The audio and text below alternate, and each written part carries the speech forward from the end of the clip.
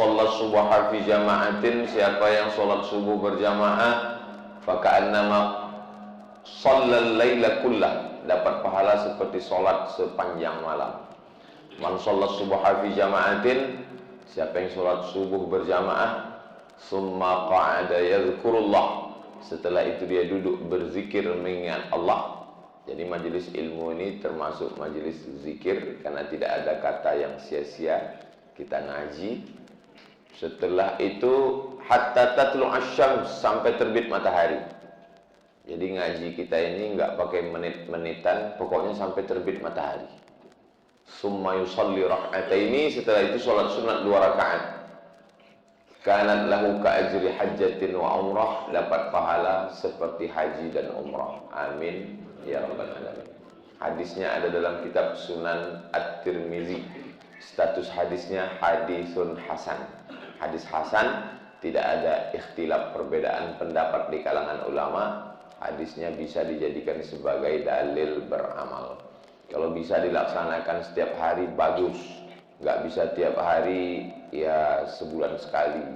Nggak bisa juga setahun sekali. Nggak bisa seumur hidup sekali. Nggak juga bisa mati aja.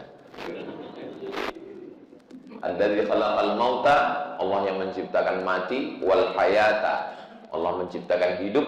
Untuk apa Allah buat kita hidup sampai subuh ini? Liyabluwakum ayyukum ahsanu amala, untuk menguji siapa yang paling baik amalnya.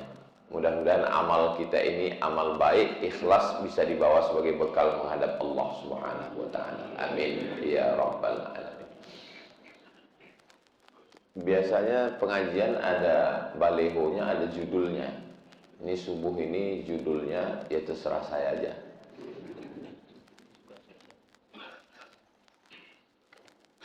Nabi Adam punya anak, satu namanya Qabil, satu namanya Habil. Diabadikan mereka berdua berkurban. Idh qarraba qurbanan, ketika mereka berdua berkurban. Fatuqubbila min ahadihima, diterima kurban dari salah satunya, kurban Habil. Walam yutaqabbal minal akhar, kurban Qabil tidak diterima. Lalu kemudian Qabilnya marah.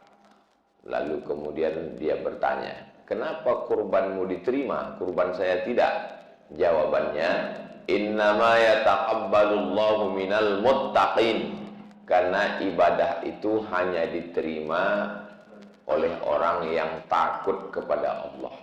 Mudah-mudahan kita ini semua beramal dasarnya karena takut kepada Allah. Lalu kemudian beberapa masa setelah itu, Adam, Idris, Nuh, Hud, Saleh, sampailah pada masa Nabi Ibrahim alaihissalam. Allah Subhanahu wa taala juga meminta kurban dari Nabi Ibrahim. Allah tidak minta sapinya, Allah tidak minta kambingnya, Allah tidak minta untanya. Yang diminta Allah Subhanahu wa taala yang paling dia cintai, yang ditunggu selama 86 tahun, itulah dia Ismail alaihissalam. Ya bunayya, wahai anakku, inni ara fil manam, saya melihat dalam mimpi saya, anni azbahuka, saya menyembelih lehermu, fanzur madza tara, apa pendapatmu? Kata Ismail menjawab, ya abati, wahai ayah saya, if'al ma tu'mar, laksanakan perintah Allah, satajiduni insyaallah minas sabirin, insyaallah saya sabar menerimanya. Jadi ibadah yang paling berkualitas adalah apa yang paling kita cinta, itulah yang kita kurbankan. Tapi nanti jangan gara-gara ini setelah pulang kata istrinya, kamulah yang paling kucinta mas. Ini perintahnya Allah yang nyuruh. Lalu kemudian ketika sudah sampai di bawah watallahu lil jabin, ketika pisau itu sudah mendekat ke leher Nabi Ismail alaihissalam, lalu Allah menebusnya, fafadainahu bidzibhin azim, kami tebus dia dengan sembelihan yang besar, seekor kambing domba. Inilah dalil sebagian masyarakat kita berkurban seekor domba karena Nabi Ibrahim ketika itu ditebus anaknya dengan domba. Yang afdal itu domba Pak Ustadz. Saya bilang, ya nanti saya cari dulu di kitab. Pokoknya domba. Ternyata dia jual domba. Dia bilang yang afdal domba. Makanya, mohon maaf kalau ada di antara bapak yang jual domba. Maka yang ada dalam kitab Al-Fiqhul Islami wa Adillatuh Syekh Wahbah Az-Zuhaili mengatakan, mana yang lebih afdal?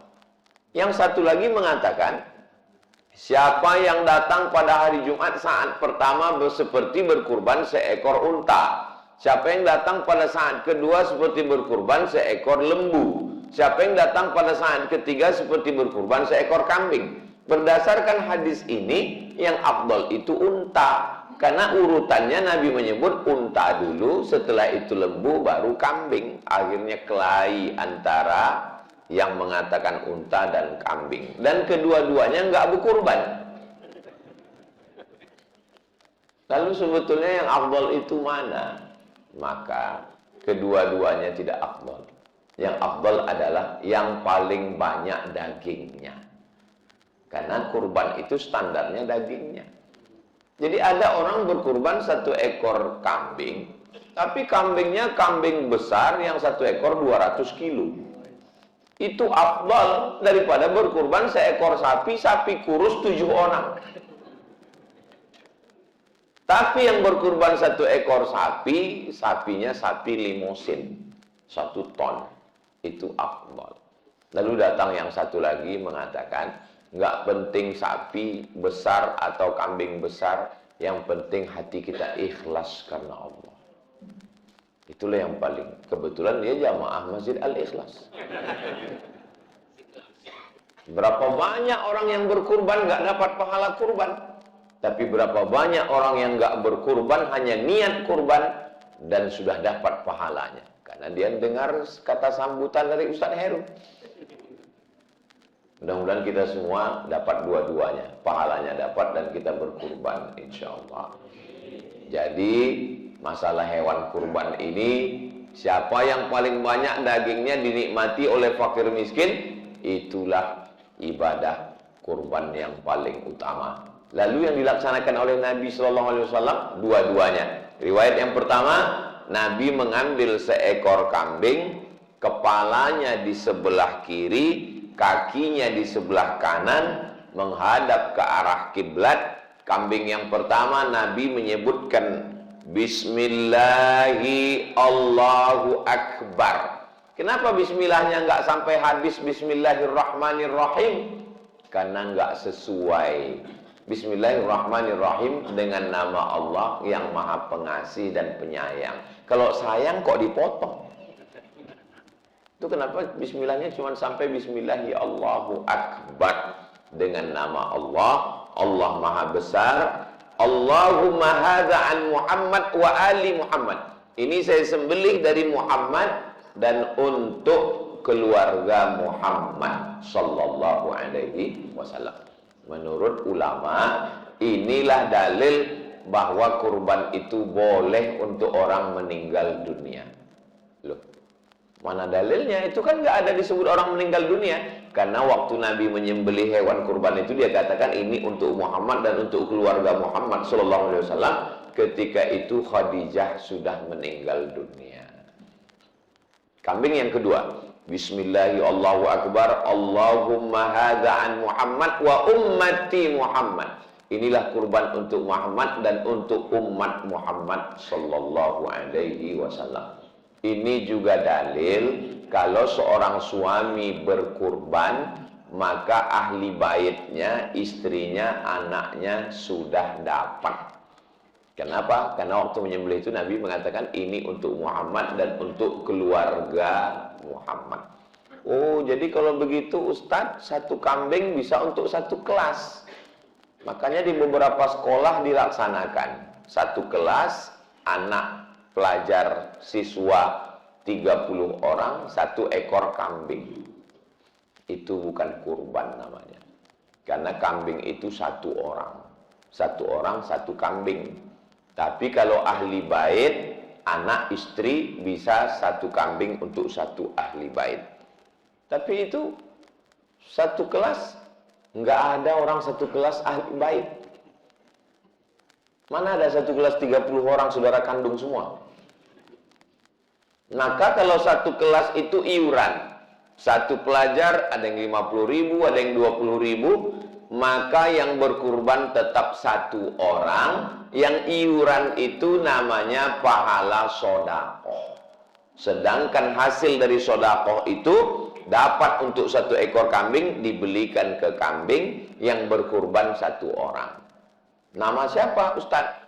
Ya bahaya kalau 30 orang dipilih satu nama, kelahi anak-anak. Terus ya udah wali kelas.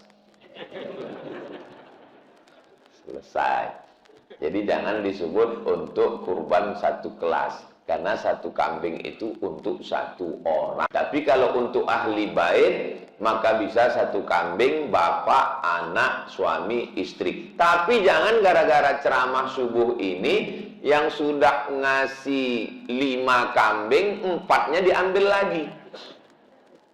Ini kambing untuk saya, ini untuk istri saya, ini untuk anak saya, ini untuk mantu saya, ini untuk cucu saya. Kami di rumah ada 5 orang, jadi saya satu kasih 5 ekor kambing untuk Masjid Al-Ikhlas. Besok pagi datang ke masjid, karena kata Ustadz Somad cukup satu, yang 4 saya ambil lagi. Kalau mau afdal, satu orang satu ekor kambing. Ini hadis tentang kambing. Lalu hadis tentang sapi, naharna ma'an Nabi sallallahu alaihi wasallam amal Hudaybiyah. Kami, kata sahabat Nabi, pernah berkurban pada tahun Hudaybiyah. Tahun Hudaybiyah adalah ketika Nabi dan sahabat berangkat umroh, lalu kemudian tertahan di satu daerah namanya Hudaybiyah. Hudaybiyah itu lebih kurang 22 km dari kota Makkah Al-Mukarramah. Sekarang namanya sudah berubah menjadi Sumaisi, tempat checkpoint waktu kita masuk dari kota Jeddah. Biasa kita masuk dari kota Jeddah itu ditahan, dicek paspornya, itu daerah Hudaybiyah. Nah ketika itu Nabi bersama sahabat berkurban 1 ekor onta 7 orang. Jadi 1 ekor onta 7 orang, 1 ekor lembu 7 orang, 1 ekor sapi 7 orang. Nah, jadi apakah boleh dicampur 7 orang itu? Pertama, Bapak Insinyur Pulan. Kedua, Bapak Doktorandes Pulan. Ketiga, Bapak Kiai Pulan. Keempat, Bapak Jenderal Pulan. Kelima, almarhum. Boleh. Misalnya, ini 1 sapi. Saya, anak saya, istri saya, mantu saya, cucu saya, 2 almarhum ayah, almarhumah ibu. Boleh dicampur antara untuk orang yang hidup dan orang meninggal dunia. Lalu kemudian, ini 1 ekor sapi untuk saya, anak saya, istri saya, mantu saya. Yang 3, cucu saya akikah 2 orang laki-laki dan 1 orang perempuan. Kurban 4, campur akikah 3. Menurut kitab fikih sunnah, nggak boleh dicampur antara kurban dengan akikah. Kalau kurban-kurban saja, akikah-akikah saja. Referensinya, nama kitabnya fikih sunnah, nama penulisnya Sayyid Sabiq. Tapi menurut mazhab Syafi'i, dalam kitab Hasyiah Al-Bujairimi, boleh dicampur antara kurban dengan akikah. Hanya saja bedanya kalau daging kurban dibagi mentah, sedangkan daging akikah dimasakkan, lalu diundang orangnya, diberi makan. Jadi tinggal dibagi saja. Kalau 7 bagian, yang 3 bagian ini dilaksanakan secara akikah. Menurut mazhab Syafi'i.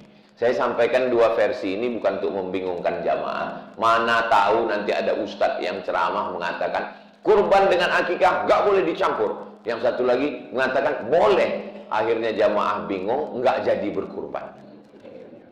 Nah, jadi yang mengatakan nggak boleh berarti dia pakai referensinya kitab ini. Yang mengatakan boleh, berarti dia pakai mazhab Syafi'i dari kitab Hasyiah Al-Bujairimi. Silakan saja, perbuatan ini baik. Nabi SAW berkurban pada waktu haji wada. Beliau menyembelih sendiri 63 ekor unta. Dia sembelih. Setelah selesai 63 ekor. Waktu itu Nabi haji wada umurnya 63 tahun.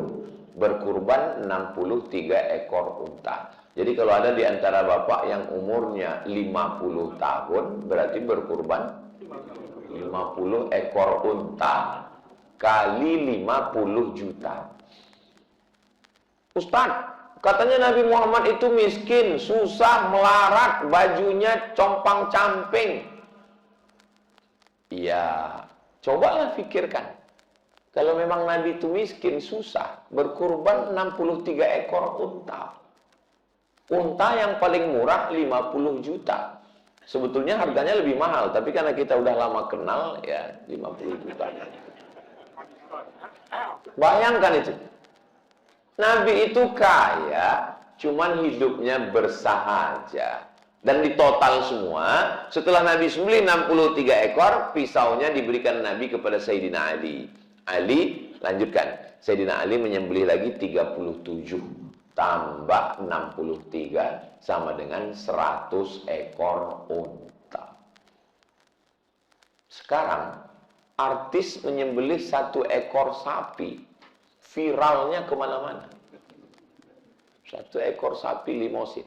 Kalau dibandingkan 1 ekor sapi limosin dengan 100 ekor unta, banyak mana? 100 ekor unta. Makanya kalau ada yang mengatakan kurban itu yang mana yang betul Pak Ustadz? Apakah 1 ekor kambing untuk 1 rumah, 1 ekor kambing untuk 1 orang, 1 ekor sapi untuk 7 orang, atau 100 ekor?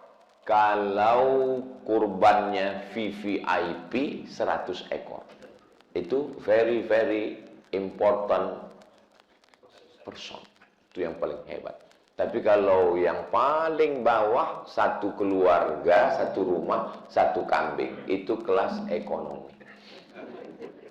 Saya jelaskan ini semua supaya jamaah nggak bingung. Oh, ternyata yang buat 1 rumah 1 kambing ada, yang buat 1 kambing 1 orang ada, yang membuat 1 sapi 7 orang ada, yang buat 100 ekor pun ada. Yang nggak bisa 8 orang 1 ekor sapi, itu nggak bisa. Yang 1 itu ya udah misahkan diri aja. Tapi nggak bisa Ustadz, kami ini 1 geng. Kami kebetulan geng kami memang 8. Ya udah kamu 1 kambing, yang 7 ini. Oh nggak bisa, kami harus selalu bersama. Ya amalan ini nggak bisa menurut perasaan kita. Kita ikuti saja sunnah yang sudah ditetapkan oleh Nabi Muhammad Sallallahu Alaihi Wasallam. Ustaz Somad, ya, kebetulan di belakang masjid kami ada gereja. Gerejanya ngasih sapi. Terus, ya kami mau kurban, motongnya gimana? Apakah waktu menyembelih itu disebutkan Bismillahi Allahu Akbar dari... Sedangkan syarat beribadah itu kan pertama muslim, kedua baligh, ketiga berakal. Sedangkan ini ada tetangga kawan kita di komplek non muslim ngasih sapi. Apakah kita tolak? Yang ada itu tolak bala. Enggak ada tolak sapi. Terus sapinya diterima sebagai hadiah. Diterima oleh pengurus masjid panitia sebagai hadiah. Tapi saat penyembelihan disebutkan nama orang muslim. Nama siapa? Ya nama ketua panitia. Ketua, sekretaris, bendahara, pengurus semua namanya dipakai. Kalau ada yang komplain, kasih tahu sama dia. Mudah-mudahan tahun depan sampean ketua. Yang penting kan dagingnya dibagi. Kalau disebut nama non-muslim, maka kurbannya tidak sah. Tapi bahwa mereka memberi, itu terhitung sebagai hadiah. Apakah orang yang tidak Islam itu kalau memberi sesuatu dibalas Allah Ta'ala? Ya. Buka bab tentang wakaf. Boleh orang non-muslim memberi wakaf, memberi sodakoh. Jadi kalau ada misalnya kemari, lalu dia datang kasih 100 sak semen ke pengurus Masjid Al-Ikhlas. Diterima atau tidak? Terima. Jangan dibilang tidak diterima. Kami mesti fit and proper test dulu. Dicek dulu. Ini hartanya dari mana? Ya diterima. Tapi bahwa itu menjadi amal di akhirat, syarat amal itu diterima, sebutkan dulu passwordnya. Asyhadu an la ilaha illallah wa asyhadu anna Muhammadan Rasulullah. Ini sama ini sembarangan ngomong. Biasanya kalau minuman sudah datang, ini bisa 2 jam ceramahnya. Apalagi ada teh manis. Sampai mana tadi hilang bahannya? Mana dalilnya?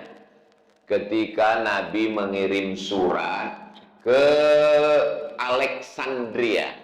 Jadi waktu itu di dunia ini ada 2 paus.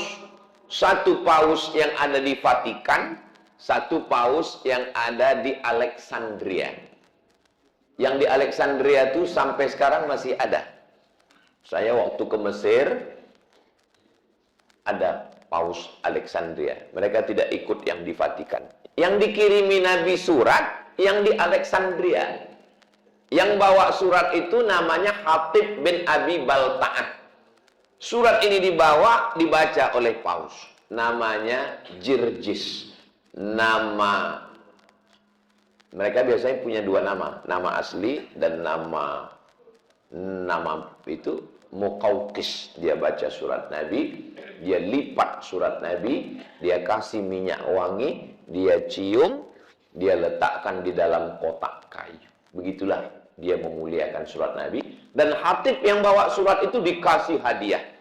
Dikasih hadiah asal Banha. Asal artinya madu.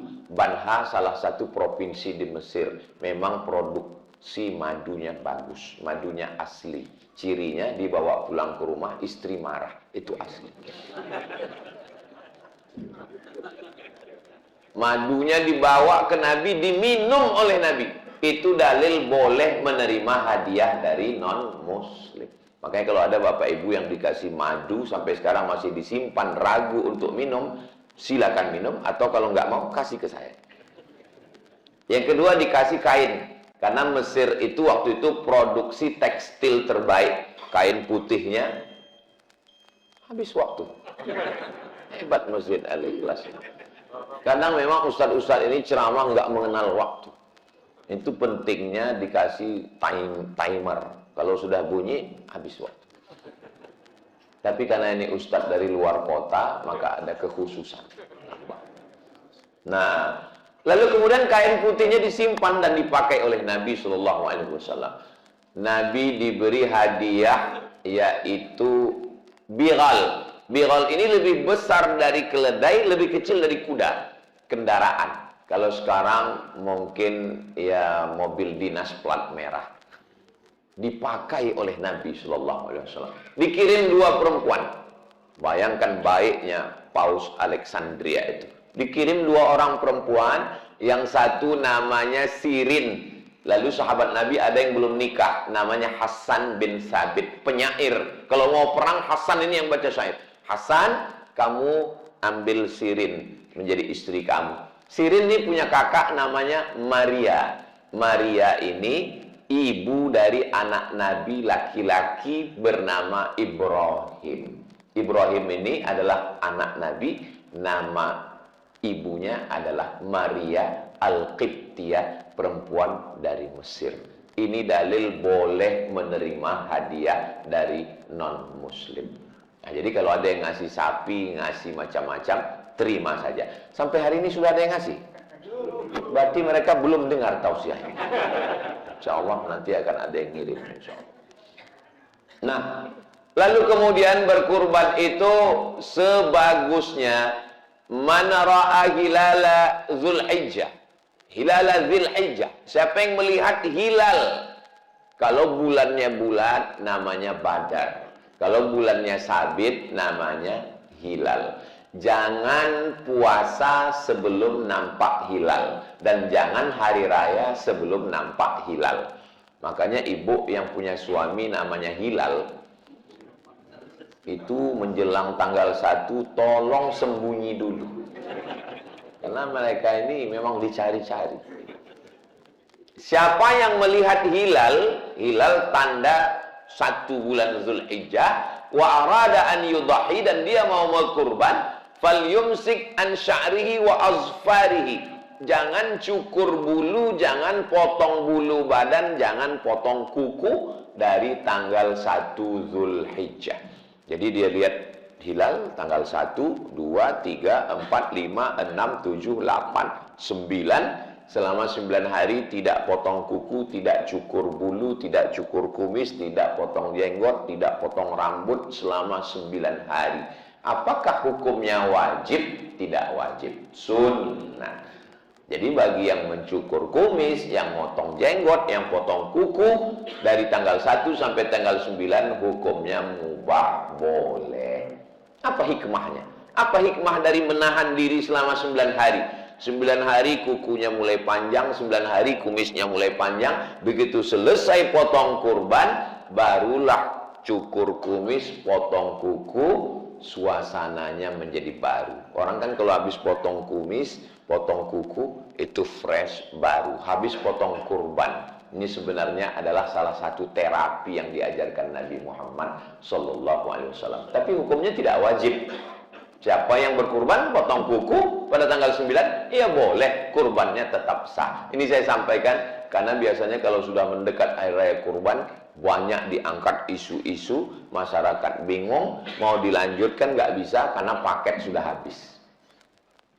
Lalu kemudian pada tanggal 9, jangan sampai tinggal puasa, itu disebut dengan puasa Arafah. Hadisnya ada dalam Sahih Muslim, yukaffirus sanatal madiyata wal baqiyata, mengampunkan dosa setahun yang lalu dan setahun yang akan datang pada tanggal 9 Zulhijjah.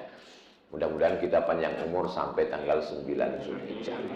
Tanggal 10 Zulhijjah selesai sholat. Kapan waktu sholat? Waktu sholat sudah bisa dilaksanakan ketika terbit matahari lewat 12 menit. Dari mana datang waktu 12 menit? Ini bumi. Ini bumi, ini matahari. Terbit matahari. Ketika terbit matahari, datang setan menghampiri. Ini matahari bulat, datang setan. Maka disebut waktu tanduk setan. Makanya kalau ketemu, cukup Assalamualaikum. Jangan Assalamualaikum. Tanduk setan. Ini terbit matahari. Datang setan menghampiri. Disebut dengan qarnain setan, dan tanduk setan. Berapa lama? Setinggi tombak. Ini tombak. Setan menghampiri matahari itu selama setinggi tombak, setelah dihitung menurut ilmu astronomi 12 menit. Terbit matahari, lewatkan 12 menit, setelah itu setannya pergi. Kenapa pergi Pak Ustadz? Ya dia kan ada kerjaan lain. Karena waktu inilah yang dipakai untuk menyembah Lata, Uzza, Manat, Hubal, Jibti, Taghut, Naham, berhala. Maka tidak boleh sholat pada saat waktu itu, lewatkan 12 menit, setelah lewat setinggi tombak, barulah kita boleh sholat, namanya sholat sunat isyraqah. Jadi kalau ada orang yang melaksanakan sholat Idul Fitri di waktu ini, sudah mulai boleh. Tapi biasanya kita melaksanakan kalau di Pekanbaru, di Sumatera, di Riau, di Medan, di Aceh, ya sekitar jam setengah 8 atau jam 8. Jangan terlalu panas, jamaahnya nggak tahan. Lalu kemudian mulai bertakbirnya dari mulai tenggelam matahari tanggal 9 sore masuk malam tanggal 10. Allahu Akbar, Allahu Akbar, Allahu Akbar, la ilaha illallah, Allahu Akbar, Allahu Akbar, walillahil hamd. Kadang takbir ini sampai jam 2 malam. Pas dilihat ke masjid, nggak ada orang. Ternyata flash disk. Banyak flash disk masuk surga. Yang punya masuk neraka. Nauzubillah. Tolong usahakan kalaupun mau takbir yang ganti-gantian. Takbirnya dari mulai tanggal 10, 11, 12, 13 sore ba'da asar sampai menjelang tenggelam matahari, mengagungkan memuliakan Allah Subhanahu wa taala. Takbir bukan cuma di masjid. Umar bin Khattab bertakbir di pasar sampai pasar itu seperti terangkat. Ketika mereka bertakbir di Mina, suaranya terdengar sampai ke Makkah. Antara Mina ke Makkah 6 km dan belum ada sound system. Belum ada mikrofon. Berarti suara. Ini kadang banyak orang takbir ini malas-malasan. Allah. Pas ditanya, sampean kok gitu? Rupanya masih ada gaji 13 belum cair. Semangat bertakbir.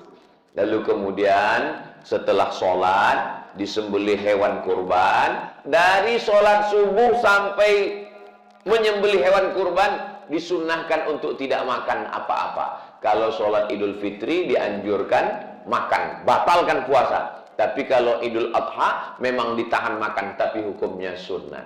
Makanan yang pertama masuk adalah setelah menyembelih, fakulu minha, makan daging hewan kurban. Apanya dimakan? Akala min kabidi udhiyati. Yang dimakan Nabi adalah hati hewan kurban. Setelah dibelah, ambil hatinya, cuci bersih karena darah itu najis. Setelah itu kemudian dikasih jeruk. Setelah itu nggak perlu pakai jus. Dikasih garam, bakar, karena kalau daging lama matangnya, tapi kalau hati cepat langsung dimakan, itu yang paling afdol sunnah, litabarruk, untuk ngalap barokah. Adapun sisanya, wa at'imul ba'isal faqir, sisanya yang paling afdol adalah serahkan semua ke fakir miskin, the best. Bapak, kami dari panitia ini mau menyerahkan ada 2 kupon. Saya sudah dengar ceramah Ustaz Somad, yang paling afdol serahkan semua. Jadi Bapak nggak mau kupon, saya nggak mau kupon, dagingnya aja. Yang paling afdal, makan hatinya sedikit dan sisanya bagikan semua. Ini paling afdal. Tapi kami kemarin Pak Ustaz yang berkurban dapat 2 kupon. Ini bagus. Karena sebetulnya kambing itu dibagi 3. Ini kambingnya 3. Sepertiga untuk yang berkurban, sepertiga untuk keluarga kerabat, sepertiga untuk fakir miskin. Jadi kalau dagingnya dapat 100 kilo, sebenarnya jatah kita yang berkurban itu adalah 33 kilo. Tapi jangan gara-gara tausiah ini semua yang berkurban minta sepertiga. Saya nggak mau juga ceramah saya ini merusak tatanan yang sudah kita buat. Panitia sudah mengadakan rapat dan disepakati pekurban dapat 2 kupon. Gara-gara tausiah Ustaz Somad, nanti siang semua datang unjuk rasa, minta sepertiga, minta sepertiga. Jadi kalau kita ambil 2 kupon, itu belum mencapai ambang batas sepertiga. Yang nggak boleh itu melebihi sepertiga. Itu yang nggak boleh. Kalau ada datang orang kemari, lalu dia serahkan kambing. Ini kambing saya, Pak Panitia, tolong potongkan dan bagi ke saya kakinya, kepalanya, dagingnya, semuanya. Panitia balik ngomong, ambil saja semua, potong sendiri, makan sendiri, mati sendiri. Berkurban ini kan untuk kebersamaan kita. Setelah disembelih, datang panitia mengambil dagingnya 1 potong, 2 potong, 3 kilo, dicincang, dimasak.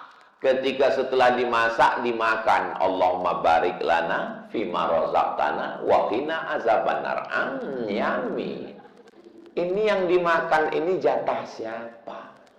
Dagingnya belum dibagi. Berarti mau makan barang haram. Yang lalu-lalu Pak Ustadz apa boleh buat?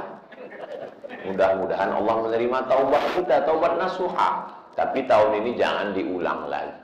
Ya kalau kami cuma makan lontong sayur nggak bertenaga motongnya Pak Ustadz, maka minta izinnya dulu kepada bapak-bapak pemilik sapi nomor 1, 7 orang diharap maju ke depan. Maju, Pak, kami minta jatah bapak 5 kilo ya, kami mau masak.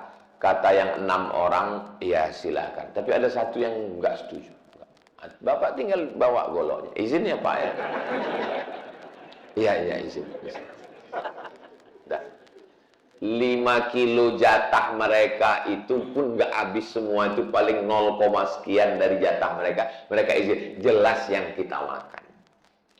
Lalu kemudian ada sebagian dagingnya, tulangnya, kepalanya dijadikan sebagai upah. Ini upah kamu sebagai tukang jagal. Ini upah kamu sebagai tukang kulit. Ini sebagai tukang potong. Nggak boleh menjadikan kulit kurban, kepala, ekor, tulang, otak dijadikan sebagai upah. Sebagai hadiah boleh, tapi sebagai upah nggak boleh. Apa beda upah dengan hadiah? Kalau hadiah dapat alhamdulillah, nggak dapat nggak apa-apa. Itu hadiah. Kalau upah mesti ada. Kalau nggak ada, bertambah hewan kurban ini jadi kamu. Ini pisau masih tajam ini. Itu namanya upah. Maka solusinya supaya tidak terjadi syubhat, supaya daging ini jangan diotak-atik, akad kurban. Saya bayar hewan kurban sekaligus biaya operasional. Biaya operasionalnya untuk apa? Beli tali, beli kresek, beli pisau, beli terpal. Lalu kemudian 1 ekor sapi ini kira-kira yang sanggup melaksanakan berapa orang? 7 orang. Oke, 7. Tambah tukang jagal, tukang kulit. Kasih 1 orang 100.000, 100.000, 100.000, 700.000. Tambah tukang jagal 200, tukang kulit 1. Bapak Ibu, 1 sapi ditambah budget 1 juta sebagai upah daripada nanti kepalanya, kulitnya, dagingnya diambil. Maka itu lebih baik daripada ibadah kita rusak, yang makan rusak, yang berkurban rusak. Saya yakin panitia, sahabat, jamaah semua setuju. Kenapa? Mengeluarkan dari yang syubhat, yang haram. Akhirnya selamat hewan kurban kita. Akadnya mesti disertakan biaya operasional. Kenapa? Karena kalau tidak disertakan biaya, nanti panitia susah sendiri. Kalau uangnya berlebih mesti dikembalikan. Tapi kalau dia katakan, ini saya bayarkan untuk kurban dan biaya operasional tunai, setelah dibagikan berlebih, mau diserahkan ke masjid, boleh, itu hak panitia. Tapi kalau tidak, dikhawatirkan terjadi yang tidak diinginkan. Da'ma ya ribuka, tinggalkan sesuatu yang meragukanmu kepada sesuatu yang tidak meragukanmu. Motongnya tanggal 10, waktunya nggak cukup Pak Ustadz, tanggal 11, tanggal 12, tanggal 13, sore masih bisa sebelum tenggelam matahari, karena disebut dengan ayyamut tasyriq, 11, 12, 13. Nggak boleh puasa. Setakwa-takwanya orang, 4 hari ini nggak boleh puasa, karena ini hari makan-makan. Ini kadang orang pas hari makan-makan malah puasa. Pas saat puasa malah makan. Ikuti saja, nggak usah yang aneh-aneh, ngikut syariat Nabi Muhammad Sallallahu Alaihi Wasallam. Suatu tahun Sayyidina Abu Bakar dengan Sayyidina Umar nggak berkurban. Lalu ditanya, kenapa Abu Bakar dan Umar tidak berkurban tahun ini? Mau ngasih tahu kepada umat Nabi Muhammad Sallallahu Alaihi Wasallam bahwa kurban tidak wajib. Jadi kalau ada yang tidak berkurban, ditanya orang, Bapak nggak berkurban tahun ini? Saya mau ngasih tahu bahwa kurban itu tidak wajib. Maka saya nggak berkurban. Perasaan tahun lalu nggak kurban juga Pak? Iya, tujuannya tiap tahun. Allah sudah kasih kita rezeki. Di komplek-komplek perumahan yang megah-megah, yang mewah-mewah, yang kaya-kaya, seperti perumahan Masjid Al-Ikhlas ini. Amin. Banyak yang udah nggak mau lagi. Saya nggak bisa berkurban Pak Ustadz. Jangankan makan kambing, baru melihat kambing udah naik darah tinggi saya. nggak usah untuk kita. Silakan disembelih, dagingnya bagikan ke pinggiran kota, ke fakir miskin. Tapi Pak Ustadz, di tempat kami sudah kaya, sudah mampu semua. Ditransfer ke luar kota, ke tempat yang jauh, ke desa pedalaman. Ada di beberapa daerah, bagi mereka itu melihat kambing itu, karena mereka tiap hari cuma makan ikan. Di mana itu? Suku laut. Di tengah laut, nggak ada kambing. Maka mereka ingin makan daging kambing. Maka nggak bisa diganti dengan uang. Kambing ya kambing. Ini ada orang sekarang nggak perlu lagi berkurban, bagi uang. Kalau ada yang ngomong begini, dia katakan nggak perlu lagi berkurban, bagi uang. Siang nanti nggak usah dia makan nasi, kasih uang. Siang ini kamu nggak usah makan nasi, terus ganti uang. Mau? Mana bisa? Kita mesti ada. Yang sudah ditetapkan daging, ya daging, namanya kurban. Nah, ini kita bagikan, dijadikan kornet karena takut sampai ke pedalaman busuk dagingnya. Maka kurban yang ada di Saudi Arabia dikirimkan ke Afrika, dikirim ke Bangladesh, dikirim ke berbagai tempat. Itu bagus. Tapi katanya kurban kan mesti disaksikan Pak Ustadz. Kalau kami kurbannya cuman www.kurban.com, nggak menyaksikan penyembelihan kurban, hukumnya sunat. Adapun yang online, yang jauh, langsung kurban melalui QRIS, kurban, scan itu langsung. Masya Allah, di setiap masjid sekarang sudah ada scan. Bagus, buat scan kurban. Begitu di scan, langsung. Setiap jamaah, setiap masuk masjid, scan. Tapi nggak semua yang scan itu kurban, ada yang cuma foto aja. Begitu scan, langsung. Anda mau berkurban, mau pilih sapi limosin, kambing, mau yang VIP, VVIP, ekonomi, langsung transfer, langsung oke. Maka itu kurbannya sah, bagus, nggak masalah. Jangan gara-gara mau mengejar yang sunat, lalu kemudian tidak berkurban sama sekali. Innaha la ta'ti yaumal qiyamah, kurban itu nanti akan datang pada hari kiamat, biquruniha dengan tanduknya, wa azlafiha dengan bulunya, wa ash'ariha dengan bulunya, wa azlafiha dengan kukunya. Tanduk, bulu, kuku itu sampah. Belum pernah orang ngundang saya, Ustaz Somad nanti datang ke rumah ya, kita makan gulai bulu dan kuku. Tanduk, bulu, kuku sampah. Apa makna hadis ini? Sedangkan tanduk, bulu, kukunya saja bersaksi di hadapan Allah nanti bahwa orang ini sudah berkurban. Apalagi dagingnya, lemaknya, kepalanya, kulitnya. Maka semua akan bersaksi di hadapan Allah. Yang sudah berkurban, alhamdulillah. Yang belum daftar, segera daftar ke Masjid Al-Ikhlas, insya Allah. Yang sudah dikasih tahu tetap enggak mau berkurban, innalillah.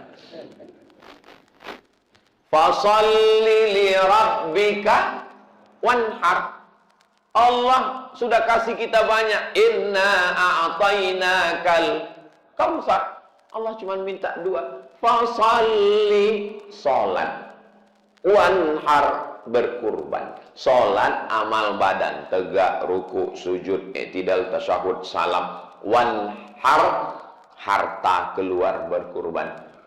Kalau ada orang yang membencimu, mengejekmu, menganiayamu, menyantetmu, membunuhmu, inna syani'aka huwal abtar.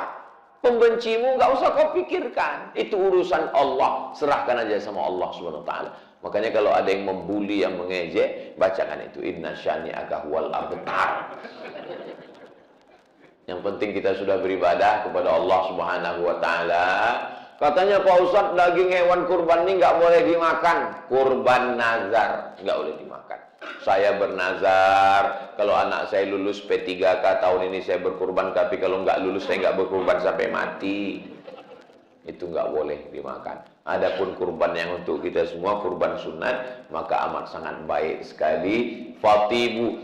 Wa inna dama, waktu menyembelih hewan kurban itu darahnya menetes jatuh ke tanah. Dikasih batang pisang supaya jangan kena tanah, supaya jangan berpasir lehernya. Bismillahirrahmanirrahim, Allahu Akbar. Yakinkan yang motong ini sudah kursus penyembelihan. Karena banyak yang tidak sinkron antara keberanian dan ilmu. Ada yang punya ilmunya tapi nggak berani. Siapa itu? Saya. Saya ini Bapak Ibu dikatakan orang ustadz keras. Saya sebetulnya ngomong aja yang keras. Hati saya ini lembut. Sampai sekarang saya nggak berani nyembelih hewan kurban. Itu kami lihat di internet ada Ustadz Somad motong hewan kurban. Itu untuk konten aja. Konten juleha namanya. Juleha itu bukan perempuan, juru sembelih halal. Saya diajak pelatihan, habis itu potong. Dikasih pisau. Ustadz Somad berani? Berani saya bilang. Bismillahirrahmanirrahim. Allahu Akbar. Wal awwal wal akhiru. Itu yang pertama dan terakhir. Saya ini kalau untuk motong, saya nggak sampai hati. Tapi kalau sudah dipotong, nggak sampai hati untuk membiarkan. Mesti kita selesaikan. Nah, yakinkan penyembelihnya, pisaunya tajam, menyembelihnya memang betul-betul putus uratnya sudah. Dan setelah itu, jangan sampai yang nyembelih ini punya ilmu tapi nggak berani. Begitu melihat darah banyak, sapinya nggak mati, yang nyembelih pingsan. Panitia tambah kerja baru. Setelah itu kemudian ketika darahnya menetes, wa inna dama la yaqa'u minallahi bimakan qabla an yaqa' minal ardi. Sebelum darahnya menetes ke tanah, ada yang lebih cepat lagi daripada darah itu. Apa dia? Ampunan Allah lebih dulu turun kepada orang yang berkurban sebelum darah hewan kurban jatuh ke tanah. Mudah-mudahan kurban kita tahun ini mengampunkan segala dosa-dosa kita. Anak-anak kita ajarkan, bawa anak, bawa istri, semuanya ikut menyaksikan. Untuk apa menyaksikan? Melihat mati sakaratul maut hewan kurban. Kambing, sapi, lembu, kematian terakhir, habis. Tapi manusia kalau mati belum tentu terakhir. Masih ada pertanyaan mungkar nakir, masih ada hari berbangkit, masih ada padang mahsyar, masih ada titian siratal mustaqim, masih ada pembagian kitab, masih ada surga dan neraka. Hewan itulah yang terakhir, setelah itu habis. Tapi kita, makanya ketika melihat binatang itu mati, di saat itu kita sedang sadar, saya pun juga akan mati menghadap Allah Subhanahu wa ta'ala. Sapi ada 10 ekor. Ketika satu ekor sapi sedang meregang nyawa, 9 sapi itu tetap makan, tetap nyantai. Kita sedang diingatkan. Jadi kalau ada hari ini umat Islam yang gak peduli dengan Palestina. Palestina sekarang sedang meregang nyawa, tapi dia tetap enak makan yang produk Amerika. Itu berarti sapi kurban. Enggak ada keprihatinan sama sekali. Padahal satu kampung yang sama, satu truk dibawa ke Surabaya. Sampai di masjid diikat di tempat yang sama. Satu sapi meregang nyawa, 9 sapi tetap ngunyah terus. Enggak ada kepedulian, keprihatinan. Jadi kurban ini segala aspeknya itu ada pelajaran yang luar biasa. Fatimu biha nafsan, sucikanlah diri kamu dengan berkurban. Tadi saya mulai tausiah jam 5, sekarang sudah jam 6. 60 menit kebersamaan kita ini. Padahal sebetulnya kalau menurut botolnya 30 menit, karena ini 300 ml. Mudah-mudahan yang saya sampaikan ini bisa menjadi bekal kita semua. Terima kasih atas segala